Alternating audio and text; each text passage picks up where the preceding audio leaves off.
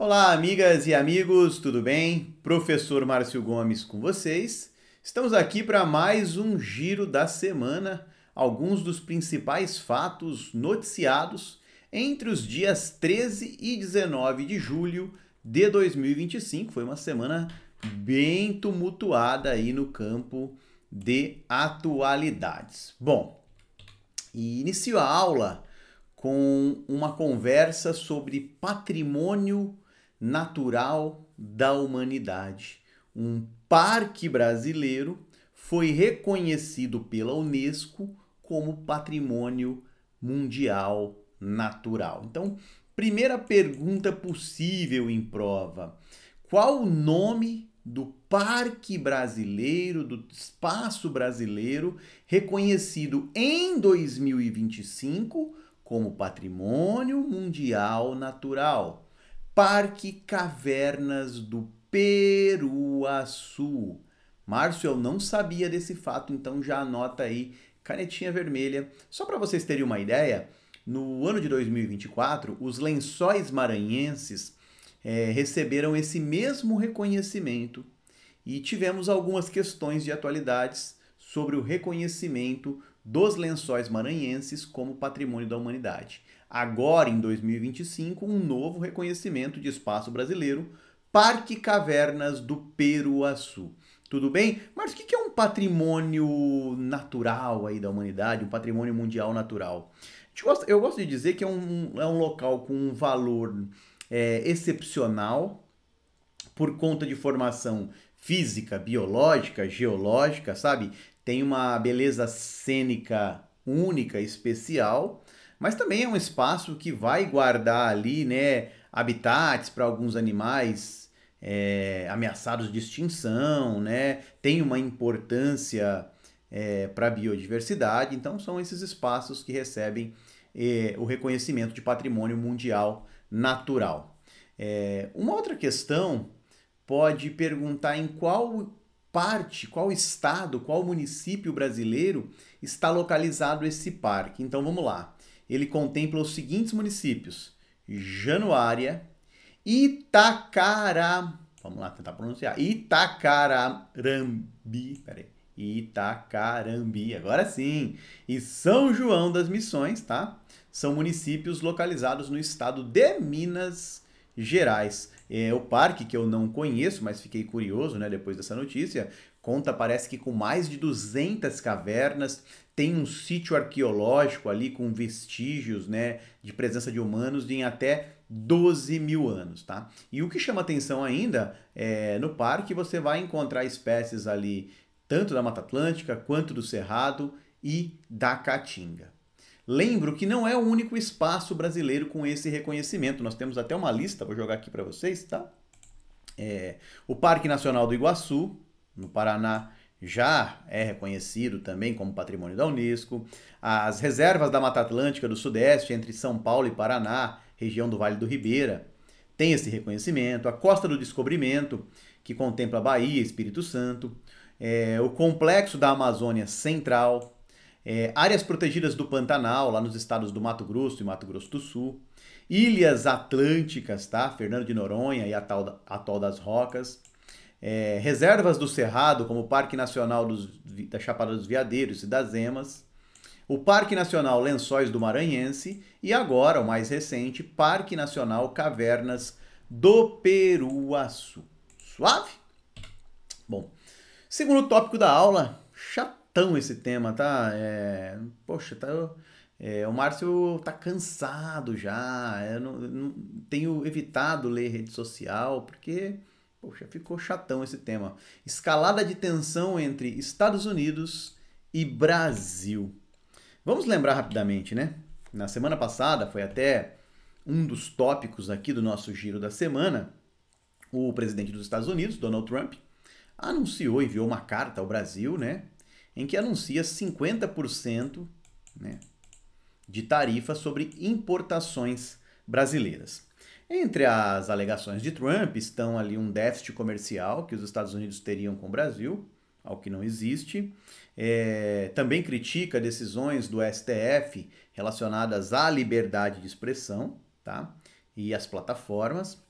e afirma que há uma perseguição também ao ex-presidente Jair Bolsonaro. Então, as tarifas foram impostas ou foram anunciadas, né? Passam a vigorar a partir de agosto. Bom, aí durante essa semana tivemos alguns capítulos novos nessa novela. Um desses capítulos é o decreto que regulamenta a Lei da Reciprocidade Econômica. Essa lei, ela foi aprovada aqui no Brasil, né, em abril de 2025. Então agora, recente, o Congresso aprovou essa lei, né, foi sancionada pelo presidente, e agora nós tivemos um decreto. É uma lei que diz o seguinte, olha, existem medidas aí que o Brasil pode adotar se algum país impor barreiras a produtos brasileiros, uma lei de reciprocidade. E nessa semana, então, regulamentação dessa lei, que é um novo capítulo. Talvez acelerar essa regulamentação tenha relação com os 50% anunciados aí por Donald Trump. Bom, aí um outro capítulo. Ainda na semana, os Estados Unidos, né, afirmaram que vão abrir uma investigação contra o Brasil e elencam uma série de fatores. O PIX, para averiguar se o PIX é um sistema de pagamento injusto que pode prejudicar aí, organizações bancárias. Então é um dos pontos. Críticas a 25 de março, coloca esse ponto como um espaço que vende produtos piratas, né, produtos falsificados. Fala até de desmatamento, esse novo anúncio do Donald Trump dos Estados Unidos. Então, eles miram aí uma investigação comercial contra o Brasil. Beleza? Tá. Aí um novo capítulo. Rolou uma operação da Polícia Federal, e no âmbito dessa operação da Polícia Federal, tivemos aí medidas cautelares contra o ex-presidente Jair Bolsonaro. Na lista de medidas está, por exemplo, né, a utilização de tornozeleira eletrônica. Ele deve efetuar o seu recolhimento das 19 horas até as 6 horas. Está proibido de se aproximar de embaixadas, de utilizar as redes sociais, de conversar com outros investigados no inquérito do golpe. A PGR entende que há um risco de fuga. Então, nós temos um novo capítulo aí também, né? Ações contra o ex-presidente Jair Bolsonaro, e essas ações estão motivadas muito, né, em função da atuação de Eduardo Bolsonaro, que é filho de Jair Bolsonaro, junto ao governo dos Estados Unidos, né, para o desenvolvimento dessas medidas contra o Brasil. Então, mais ou menos nesse contexto. E aí, por fim, o governo Donald Trump proibiu Moraes e outros 7 ministros do STF, além do Procurador-Geral da República, de entrarem nos Estados Unidos. Nós temos vistos cancelados. Então, uma semana bem tumultuada, uma semana de escalada de tensão entre Estados Unidos e Brasil. Essa semana, agora, a próxima, promete. Vamos aguardar os próximos fatos. Mas esse é um tema que eu nem traria para a aula, tá? Falei, poxa, é verdade, mas tá cansado desse tema.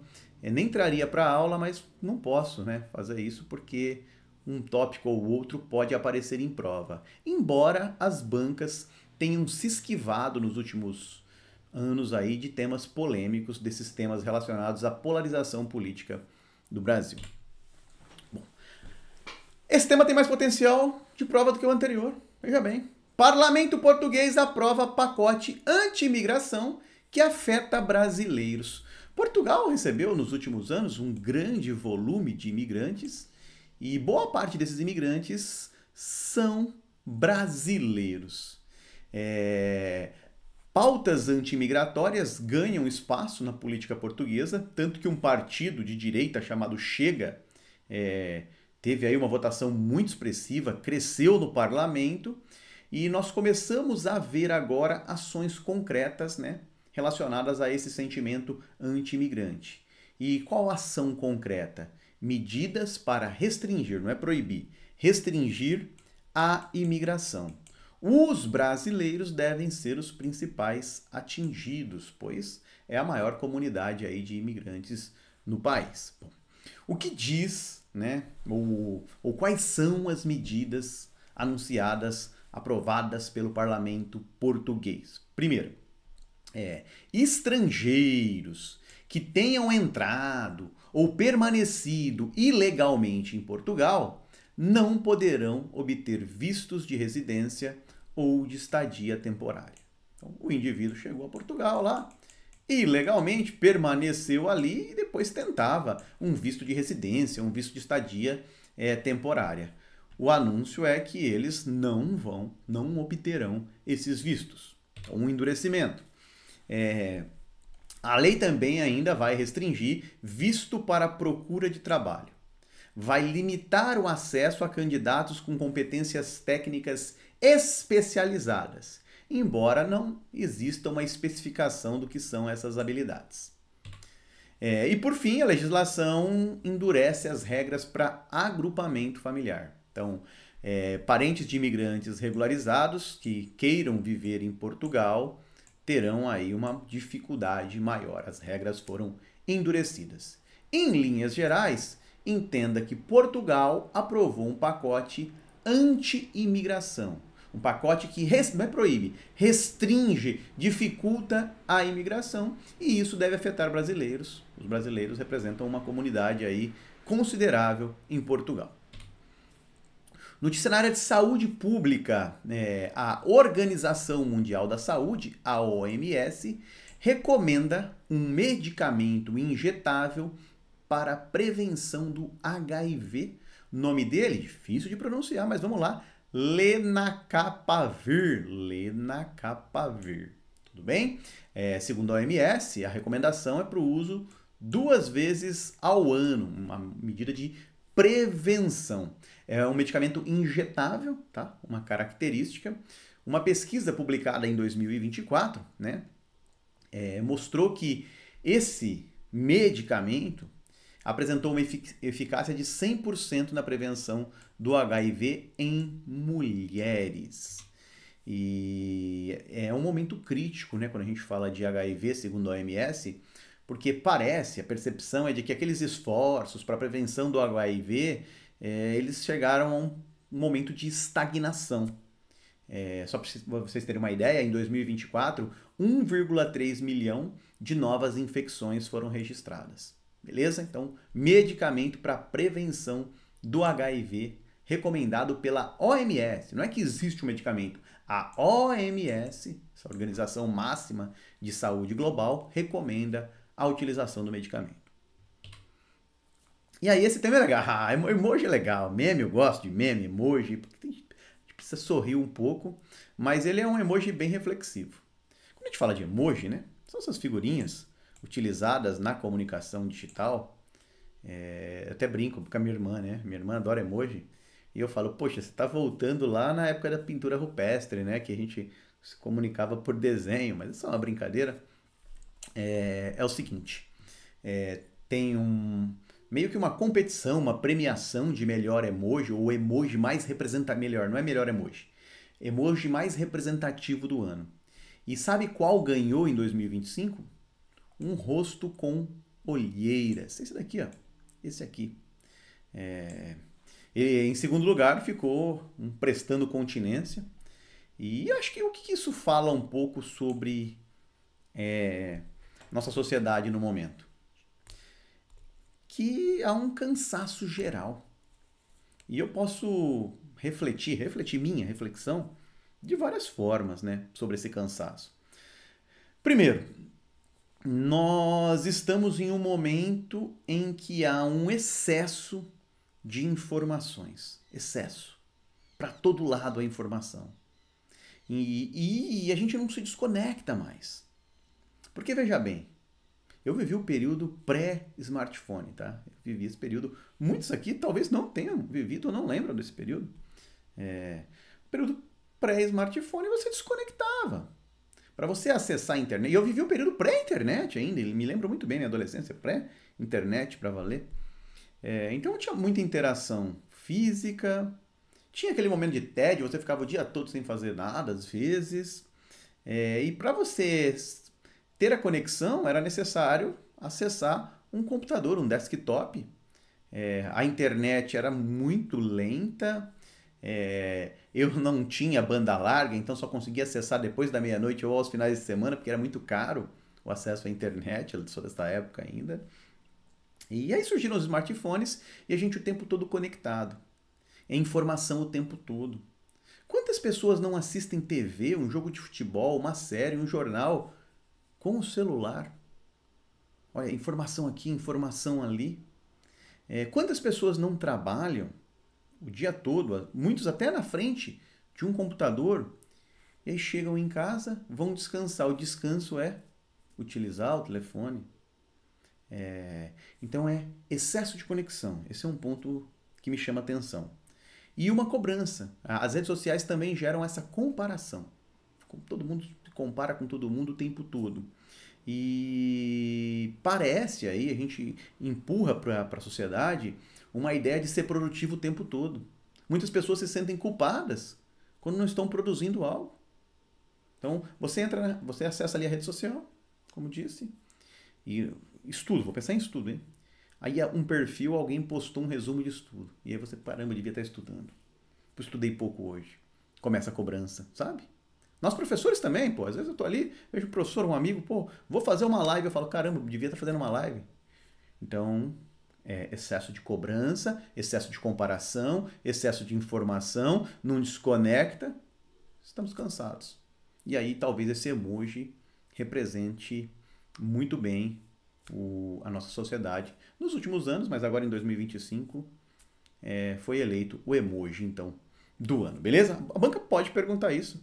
Eu não lembro o ano agora exatamente, que um dicionário famoso escolheu o emoji ali como a palavra do ano. E agora nós temos o emoji de cansaço aí, com olheiras, como a representação de 2025. Beleza, galera? Deu uma viajada aqui, né? Vocês não se importam, não. Agradeço a companhia de vocês, né? Desejo um ótimo aproveitamento do conteúdo. Se vocês puderem e quiserem, curte o vídeo aí, compartilha com um amigo, deixa um comentário. Essas ações simples contribuem muito para o crescimento do canal. Tá? E o Márcio está lá no Instagram, procuro postar dicas diárias sobre atualidades. Um grande abraço para vocês. Ótima semana.